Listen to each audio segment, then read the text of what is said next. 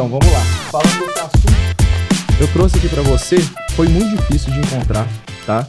Porque esse aqui é um frasco que a gente... A história disso aí é muito interessante. Tem azulzinha, que a gente sabe pra que serve, e tem a amarelinha, que é pra o quê? Pois é. Se a azulzinha é pra endurecer a peça, a amarelinha é pra amolecer o toba? Tem muita coisa que dá pra fazer com isso aí. O que é? Pois é, tem muita gente que sofre de ansiedade, tem muita gente que sofre de estresse. Você tá com problema de dormir? Tô. Pois é. Cara, eu não tô conseguindo dormir e minha mulher tá me dando melanina. Melanina? Não, melatonina. Melanina é a... Melanina você fica... Eu só queria ver se você tava esperto. Eu sei que é melatonina. Melatonina tá ficando famoso. Eu quero aí. só, sabe? Foi um teste com ele. É óbvio que eu sei que é melatonina. Eu ia falar um absurdo desse. Não, né? tá certo. A gente erra mesmo. E adianta mesmo? Não, então, melatonina, ela é uma substância que ela gera a sensação de sono. Entendi. Ela não melhora a qualidade do sono. Então, tem muita gente que tá tomando melatonina achando que vai dormir melhor. Mas a melatonina, ela é um hormônio que é produzido pelo corpo, né? Mas ele faz você ter a vontade, ele gera pressão de sono. Faz você ficar com sono. Tá. Porque ela é produzida logo que a luz cai do sol, né? Então, ela faz com que o seu corpo se prepare para dormir. Só que ela não vai garantir um bom sono. Entendi. Então, muita gente toma melatonina porque tá com insônia, mas não sabe qual que é o tipo de insônia. Então, às vezes você tá com insônia porque você não tá respirando direito, porque a sua cama tá mal, o colchão tá ruim. Às vezes, travesseiro ruim. Sim, às vezes a pessoa que tá com você ronca muito e acorda você várias vezes na noite, você não percebe. A temperatura do quarto tá ruim. Então tem um monte de coisa que vai fazer você dormir mal ao longo da noite. Mas a melatonina não vai ajudar essas pessoas. Ela vai ajudar as pessoas, por exemplo, que estão com jet lag, que estão ali, fizeram uma viagem muito longa. Eu acabei de voltar da Polônia. Pois é, eu voltei da Austrália agora, né? A gente tá morando na Austrália. Ele quer ganhar tudo de mim, né? Eu voltei da Polônia e ele voltou de mais longe ainda. E pois fica zoado, né? Pois é. A gente tá há uma semana no Brasil praticamente e eu ainda tô sentindo os efeitos. Eu voltei ontem. Então do jet lag, né? Porque a gente tá do outro lado do mundo e Polônia também. A partir de 3 horas você já tem o efeito do jet lag. O que é o jet lag? Teu corpo não entende direito que então, tá à noite e no outro lugar é 5 horas a mais ou a menos? Sim, sim. Você tem um relógio biológico, já deve ter ouvido falar, né? Então, o seu corpo ele vai produzir todos os hormônios, tudo. Ele tem um centro de controle que vai dizer qual que é a hora de acordar, qual que é a hora de liberar os hormônios que vão te deixar ligado, te preparar para lutar ou fugir, né? Que na nossa sociedade a gente tem que lutar um monte de coisa. E ao longo do fim do dia ali, ele vai te preparar para dormir. Então, esse ciclo ele vai acontecendo. O relógio biológico é assim. Quando você pega um avião, que na evolução do ser humano é a primeira vez nos últimos 100 anos que a gente está tendo a possibilidade de mudar de fuso horário em questão de horas. Então o jet lag é um fenômeno recente, né? Nenhum animal experiencia isso. Então hoje somente um cachorro experienciaria, mas ele precisaria pegar um avião também. Entendi. Então o relógio biológico não está preparado para poder mudar do dia para a noite em questão de horas.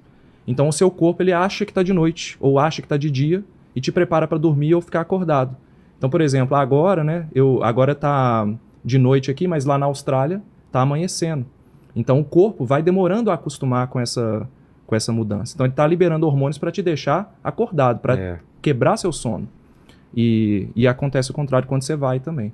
Então a melatonina ela ajuda a regular isso, porque ela gera a sensação do sono. Entendi. Então a pessoa que vem pro Brasil, ficou muito tempo fora, é interessante a pessoa buscar um médico para poder orientar ela para tomar a dose certa na frequência certa durante o dia, para voltar o relógio dela ao normal, né? Para suportar aquela mudança drástica. Mas também a melatonina ajuda muita gente que tem dificuldade de dormir. Então tem muita gente que às vezes é trabalhador noturno, vai em obra ou então trabalha com segurança pública, essas coisas, e troca o dia pela noite. A pessoa, quando sai desse período, ela vai ter insônia, isso é natural. Então, a pessoa que joga computador demais, você joga muito? Não muito. Mas eu fico no computador fazendo outras coisas, escrevendo, pesquisando. O pessoal do mercado financeiro trabalha demais, fica estressado o dia inteiro. Então, essas pessoas que têm essa rotina mais intensa, elas estão buscando a melatonina sem a orientação médica. E isso está quebrando o relógio biológico de muita gente. Então, ela modifica esse relógio biológico e no longo prazo, fazendo tratamento sem orientação, você pode realmente ter alguns problemas, tem efeitos colaterais. Né? A pessoa perde o controle intestinal, ela pode ter dor de cabeça, ela pode... Eu tô com muita dor de cabeça. Sim. Aí tem que ver, né, se é a questão da insônia, não, tá relacionado com sono mesmo. Sim. Mas essa pílula, o que é? Então, ela tá vazia. Não, tá vazia, mas o que é? Por que ela tá vazia? Porque isso aqui pode ser um tratamento para ansiedade, para estresse, para insônia, porque isso aqui a gente quis representar um remédio homeopático. O que é a homeopatia? Muita gente conhece a homeopatia como um tratamento auxiliar, um tratamento como que serve de complementar a um tratamento tradicional. Alopático. Isso, exatamente. Então o homeopático, ele foi criado lá atrás, 1791, Nossa. como uma solução para as técnicas da época que não resolviam os problemas das pessoas.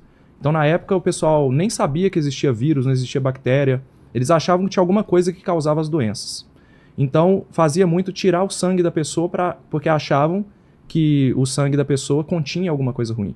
Então veio a homeopatia e ela resolveu isso de certa forma, porque ela trazia um efeito benéfico para a pessoa, no sentido da pessoa se sentir melhor. Então por muitos anos acreditou que ela funcionava. Só que com a medicina moderna, com a questão de você identificar o que está causando a doença que a gente estuda e vê, tem vírus, tem a causa, por exemplo, da insônia, o que está gerando, foi visto que a homeopatia ela não passava de um efeito que a gente chama de efeito placebo, né? Que é um efeito que todo mundo que está tendo um atendimento, a pessoa realmente se sente melhor, ela melhora pelo efeito placebo. Mas quando comparada com os medicamentos tradicionais, a homeopatia ela não melhora. Entendi. Então você tem o medicamento. Por que eu trouxe isso? Porque você pede o presente inútil. Muita gente acha que está tomando homeopatia achando que está tomando um tratamento natural milenar. E não é. A homeopatia hoje ela é uma especialidade médica, ela é ensinada nos cursos de medicina e tudo, mas não existem evidências de que ela funciona. Não, além disso, existem evidências de que ela não funciona. Porque, na verdade, como que funciona? Alguém já te explicou como é que funciona a homeopatia? Basicamente, o cara lá, que é o Samuel Hahnemann, que é um médico que ele viu que as pessoas não estavam melhorando, ele, baseado em algumas ideias da época, ele achava que o semelhante cura semelhante. Então, por exemplo, você tem insônia.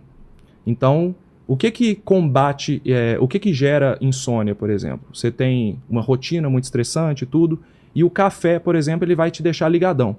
Certo.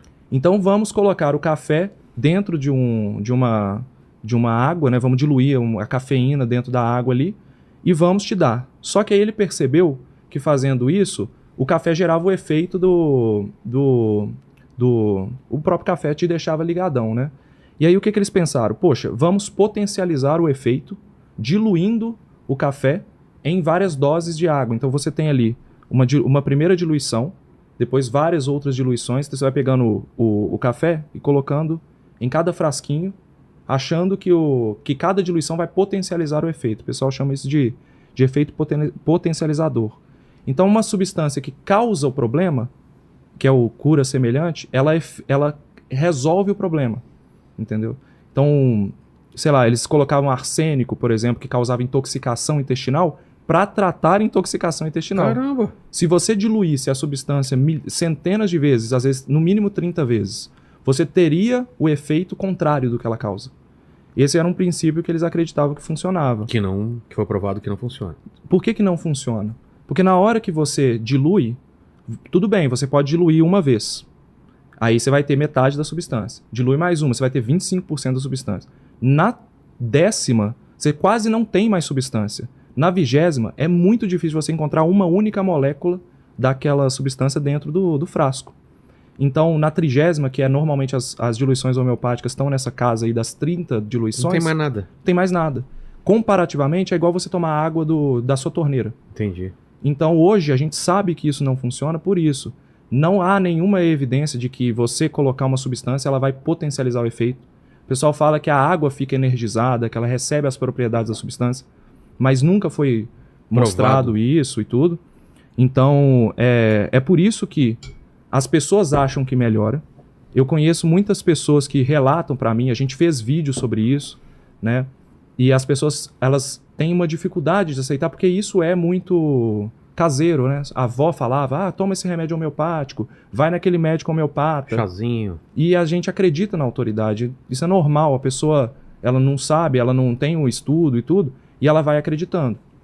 E tudo bem ela acreditar. O problema é que existem pessoas que se usam disso para poder vender coisas sem eficácia ou que vão trazer algum problema no futuro. Pode ser que não cause nada, mas a pessoa está gastando dinheiro. A gente tentou comprar remédio homeopático para trazer. E não tinha, assim, um remédio barato. O mínimo que você encontra é R$90. Assim, você não vai conseguir um remédio homeopático barato. Porque esse processo de diluição, ele é mais caro e tudo. Então, no mínimo, a pessoa está gastando um dinheiro que ela não poderia gastar. E na pior das hipóteses, estudos mostram que... Mas por que as autoridades, os órgãos de controle não fazem nada? Pois é. Essa é uma pergunta que eu não sei te responder. Porque parece absurdo, né? Uma substância como uma coisa que não faz sentido nem biológico ser aprovada. Mas é que é histórico. É aquela questão de ser uma prática tão histórica que as pessoas elas acostumaram com isso. Existe muito lobby. Existem associações de médicos que defendem isso. São mais de 2.000 médicos no Brasil que trabalham com homeopatia diretamente. E é reconhecido pelo Conselho Federal de Medicina e ensinado muitas vezes nas faculdades. Então as pessoas realmente... É aquilo que a gente fala, né? A gente tem que formar mais cientistas, formar mais pessoas com pensamento científico para que esse tipo de prática não se torne uma prática recorrente mais. Tem vários países que reconhecem isso como nada. Se você quiser usar, você pode usar. Mas não vai ser vendido e nem financiado pelo governo. Então, empresas privadas podem vender à vontade. Mas eu acho que o mínimo que as pessoas deveriam saber deveriam ser informadas, né, do que elas estão tomando. E elas não estão tomando nada mais do que uma cápsula vazia.